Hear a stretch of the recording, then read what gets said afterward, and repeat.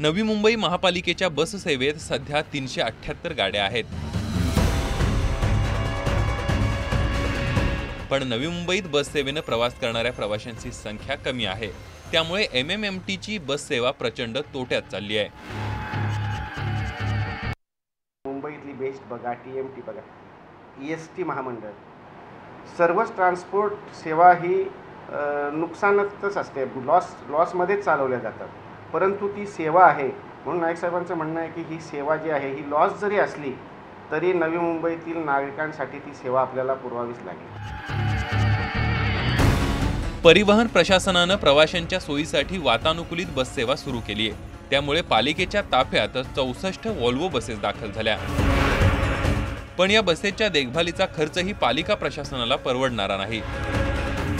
परिवहन प्रशासनाच्या एकाधिकारशाहीमुळे ही बस सेवा अधिकाधिक तोट्यात जाते असा आरोप MMMTच्या सदस्यांनी केलाय।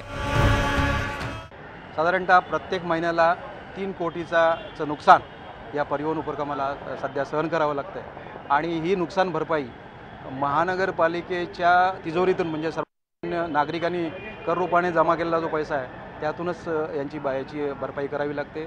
आमच्या कर्मचाऱ्यांचा पगार करण्यासाठी सुद्धा महानगरपालिकेकडे हात पसरावे लागतात, अशी आज MMMTची परिस्थिती आहे। प्रवाशांची कमतरता, बस गाड्यांच्या दुरुस्ती काम आणि कामगारांचा पगार इतक्या खर्चाचा वाढता भार असूनही परिवहन प्रशासनाने आणखी 194 गाड्या खरेदी करण्याचा निर्णय घेतलाय।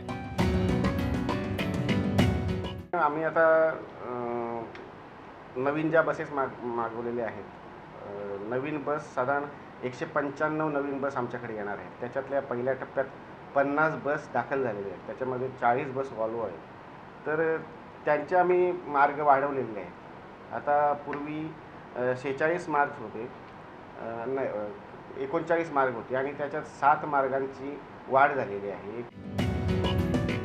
परिवहन प्रशासनाच्या अयोग्य निर्णयामुळे MMMTवरचं कर्जाचं ओझ वाढत चाललंय। त्यामुळे सध्या तरी MMMTची बस सेवा महापालिकेसाठी पांढरा हत्ती बनली आहे हेही तितकंच खरं आहे।